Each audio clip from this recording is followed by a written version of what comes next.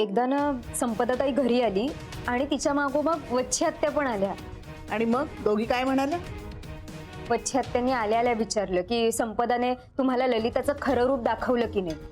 बरं मग? अगं मग काय, ताई आईंबद्दल काहीच बोलली नव्हती.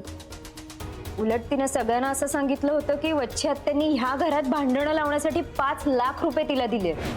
छे, वच्छी असं कधीच करणार नाही.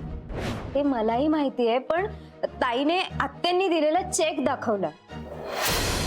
म्हणजे वच्छीकडून पैसे घेऊन सुद्धा ती वच्छीच्या विरोधात बोलली. ती संपदा लहानपणापासून कशी आहे ठाऊक आहे ना तुला? पण मला काही कळतच नाहीये. ललिताबाईंच्या बाजूने बोलण्यात संपदाचा काहीतरी स्वार्थ आहे. 5 लाखापेक्षा सुद्धा मोठा.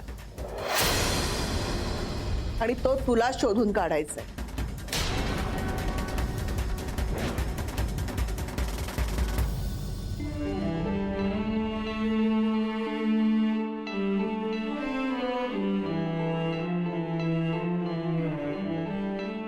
हे सगळं आईनीच घडवून आणलं असेल.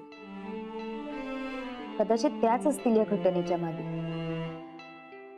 पण मग संपदाताई कशी आली त्या दिवशी आणि तिच्या मागे नेमक्या वच्छी आत्या आल्या? नाही, पण वच्छी आत्या सुरुवातीला अगदी कॉन्फिडेंट वाटत होत्या.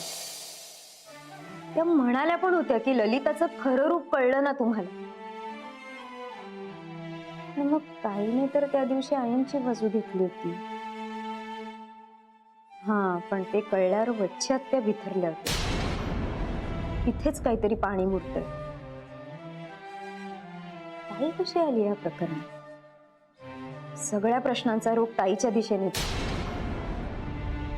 कोणाला विचार असं कळलं?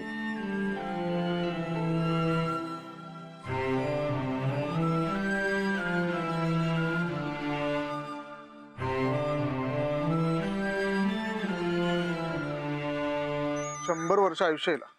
हॅलो. हाय. हाय स्वानंदी, कशी आहेस? मी मस्त. घरी सगळे ठीक आहेत ना? एकदम मस्त मजेत. ऍक्च्युली आजच तुझी आठवण काढली होती. सगळ्यांना जेवायला बोलवायचं चाललं होतं, पण ते जरा पोस्टपोन केलंय. अगं संपदाची मैत्रीण आहे ना, ती जरा आजारी पडली. त्यामुळे ती तिकडे गेली रात्रभर. तिला राहावं लागणार आहे म्हणून मग पोस्टपोन केलं. आणि तीच नसेल तर मग पार्टी करण्यात तरी काय अर्थ आहे ना? बरोबर आहे. पण ठीक आहे ना, आपण जेवायला काही कधीही भेटू शकतो. हो ना. महेश, एक विचारू? विचार की. ताई खरंच इतकी बदलली आहे का? एकदम, म्हणजे यू वोंट बिलीव्ह, इतकी बदलली तुझी ताई. खरंच? म्हणजे काहीच प्रॉब्लेम नाहीये? म्हणजे तिच्या वागण्यातनं ती काहीतरी वेगळं विचित्र वागते अशी शंका नाही आली तुला? अजिबात नाही, अजिबातच नाही. उलट मला असं फिलिंग यायला लागलं की मी आता खूप भाग्यवान आहे आणि मला किती छान बायको मिळाली असं वाटायला लागलंय मला.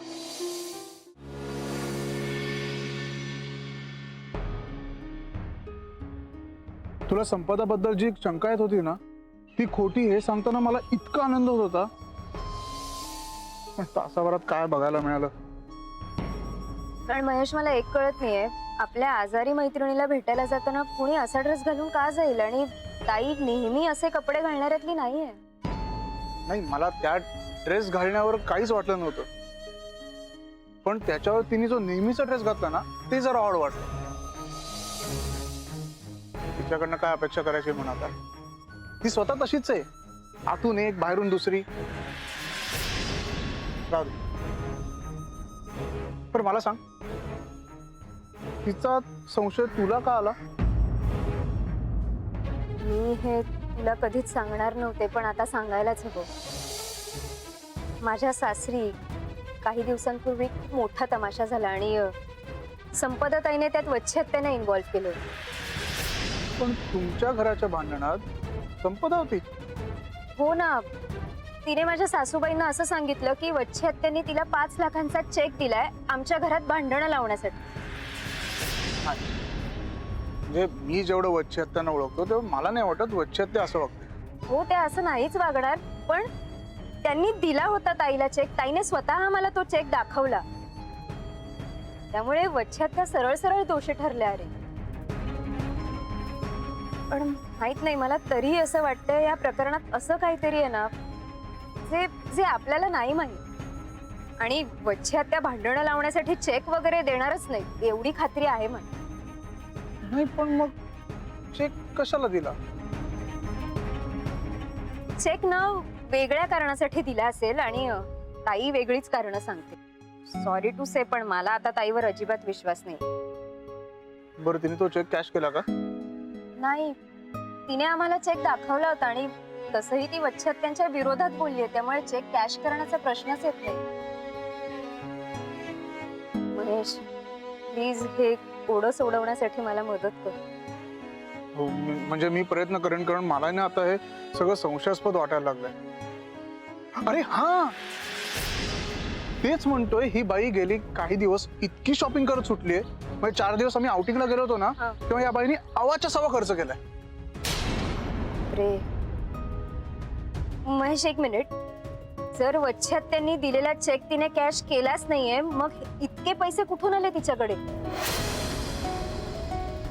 आणि कुणी दिले आणि मुळात कशासाठी दिले? मला आता काहीच सुचत नाही, म्हणजे मी पूर्णच गोंधळून गेलोय. पण यू डोंट वरी, मी करतो काहीतरी.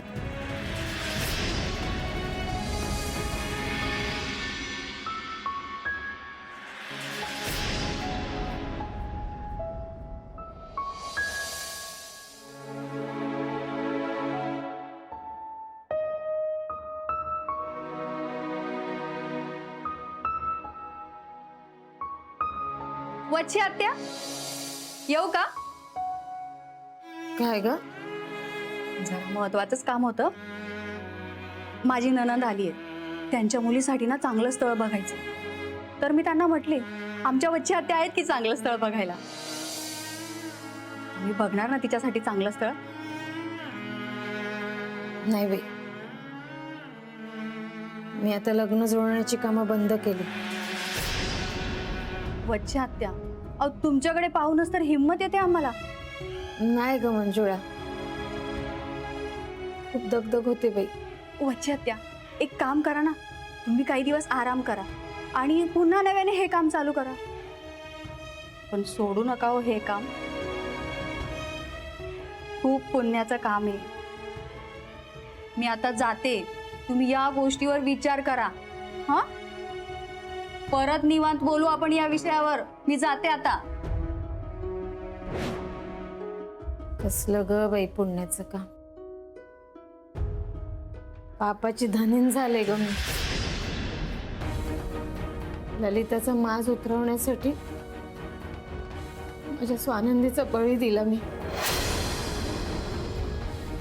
तेवढंच करून थांबले नाही, चुकांवर चुका करत गेले. संपदाला पैशाने विकत घ्यायला निघाले मी. महान नालायक मुलगी ती. तिला तरी काय दोष देऊ, मीच घसरले होते. चूक माझ्याही हातून झाली ना. नाही, तर जोपर्यंत ललिता स्वानंदीला घरात मानाने वागवत नाही ना, तोपर्यंत मी लग्न जुळवण्याची कामच करणार नाही. मी चूक केली आहे ना, त्याची शिक्षा मलाच मिळाली पाहिजे. ह्या पैशावर संपदाचा काहीही हक्क नाही आणि ते पैसे मी तुला मिळवून देईन. पण या सगळ्याच्या आधी ना मला एका प्रश्नाचं उत्तर शोधायचं. सासूबाईंकडे 10 लाख रुपये आले कुठे? बरं चल गाडी स्टार्ट कर, बघतो मी काय ते. हा, अरे ही गाडी नाही, ही गाडी आहे. तुम्ही बँकेकडून घेतली का गाडी? नाही हो, ते जागीरदार म्हणून आले होते, आदव जागीरदार. आई बाबांनी गाडी विकली?